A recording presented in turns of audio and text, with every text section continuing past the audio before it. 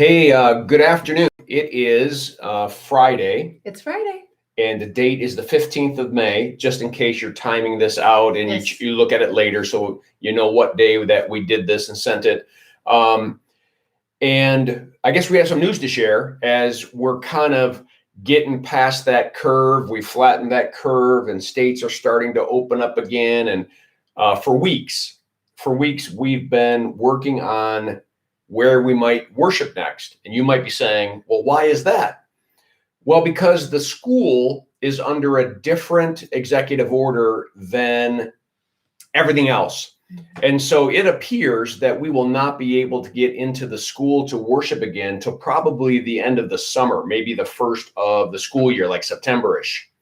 And that's not certain, but at best guess, that's where we're at. So we have been looking at some other opportunities, churches, buildings, and what has come to us is the Legacy Center.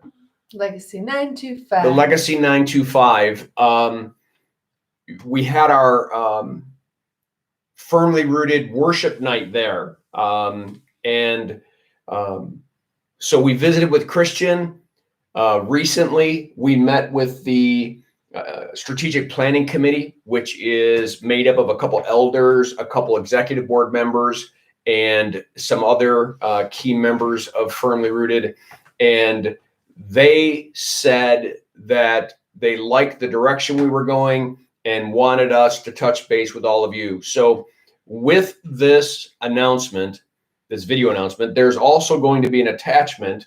Why don't you talk about the attachment for a second? Oh, there's just going to be a link and click on it. And we just, less than 2 minutes, we just need you to answer some questions, please. Most of them are optional, so you don't even have to reveal who you are in this. However, if you do, and you put in your email and your phone number too, we can make sure that our software, our database is up to date with your most current information that you want us to have. But you can answer these few questions anonymously. We just want to see how you're doing and how you're feeling about getting out and worshiping together again. Because obviously, if everybody wants to do it, it's awesome. And if everybody is wary, then we need to know that, because we don't want to pay money for a space that people don't want to come to. So let's talk about what's being offered. Christian is opening up that facility, and he has done some renovations in there. He's added some soundproofing curtains. He's added some lighting. He's added some things to make it more homey and more welcoming. He is dropped the rent down that we normally pay the high school. He dropped the rent down by $1,000. And he's actually offering a free office because he heard that we were giving up the office in town. And so theoretically, we could begin to worship again, let's say June, or maybe we would agree with Christian that we would be there June, July, and August, and we would worship there. We have touched base on the legalities of being there, being safe. How do we do it and still meet the criteria that is being asked of us by the state of Michigan? And he's on top of it. He's already on top of it because he runs a restaurant, and that has some of the strictest requirements. And he also has that urban air trampoline thing where kids are jumping around and adults are jumping around. And so he has created and has some disinfectant abilities. Like one of them is a fog machine. He can fog a whole room and let it settle and disinfect everything. But at any rate, we're hitting all of the possible concerns. So we're going to work on a video next week, I think, with Aaron to show you. But verbally, I would show them the space. Show you the space. Mm-hmm. But I just want to say that you would be walking in one door that goes right into the worship center, and you would be walking out another door so that you're not crossing each other. That we're going to actually set up round tables so that families or individual, people could sit in them. And then we're going to measure with a tape measure from the center of one table to the next and to the next, and make sure that they're all a safe distance from each other so that everyone is certain. We'll have some space for group of 2 chairs and 3 chairs, and for couples or individuals. And we'll make sure those are spaced out. but the facility is large enough that we could worship there, even being spread out, and I think do it safely. He's promising to keep it clean, cleaning it before and after we're there. We're going to provide masks for people who don't have their own. They're going to be doing work with the restrooms to make sure that like one family or one person is going in at a time. And so I think that's important to know. We're working really hard to make sure that we can worship together and still meet the criteria. There's some safe spaces there. We'd need to, get some equipment probably a little bit, but safe places for the kids. Safe places for the do their kids. stuff. So some storage for sound equipment and things. Obviously, an office would be a place where I could be and we could be, and also a place to teach because it's large enough to have some chairs in there to teach, have a class. So that's exciting. So attached here, Kimberly said, is a survey. And we called this an update and a check-in. The check-in is we care about you. We want to know how we're doing. We want to know if you're feeling loved. We want to know if we're doing our job as a ministry and as a church to stay in touch with you. And are we meeting your needs? Are you spiritually being fed and cared for and loved on? And we're trying to do things via the internet as much as we can. And we're wanting to get your input. But secondly, we'd like to get back to some physical normal worship as soon as we safely can do that.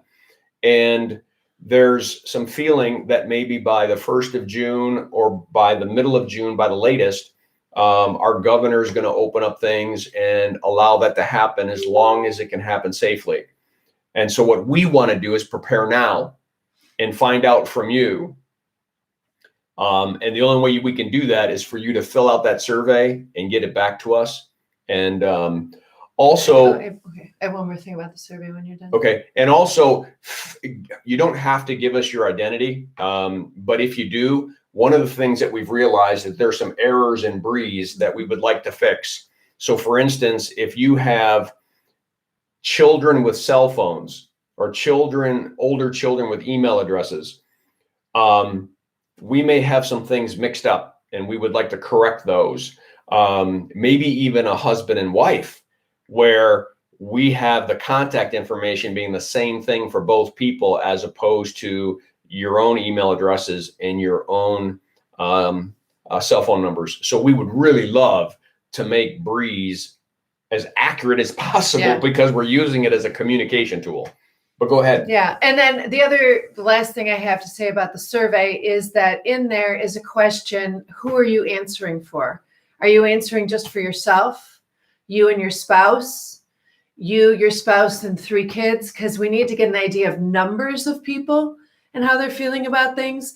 So I tried to put a little disclaimer in there. If you and your spouse both get the survey, then decide who's answering for the kids so that we have accurate numbers. If there's 7 people that live at your house, don't have everybody say that you're representing 7 people, right?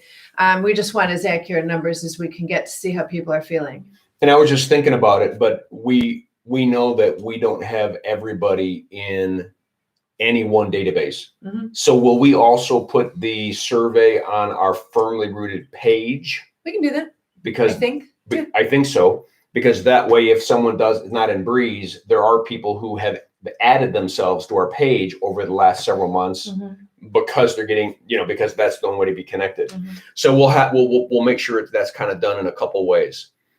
All right. I think that's it. We love you all. Can't wait to see some of you face to face someday soon. For sure. He's tired of just this. And I'm not tired of this at all. But I am tired of not seeing you. And I've been able to Zoom conference call with several people, a lot of people, and that's been fun.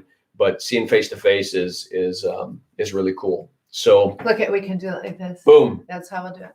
And as weather gets nicer, we're talking about trying to meet out in the yard, out in the backyard, put chairs around in a safe distance, and Start to breathe. You can paddle your kayak up. You can bring your kayak or your boat up to the beach, and Mm-hmm. we'll sit outside on a nice day, if there is a nice day again in Michigan. It will be. I know it will be. All right, that's it. I think that's good. The Lord bless you. Have a firmly rooted day, and give us your feedback as soon as you can, because we want to get with Christian and we want to move forward, and we need to give your feedback back to the leadership of Firmly Rooted. All right, love you all. Peace. Bye.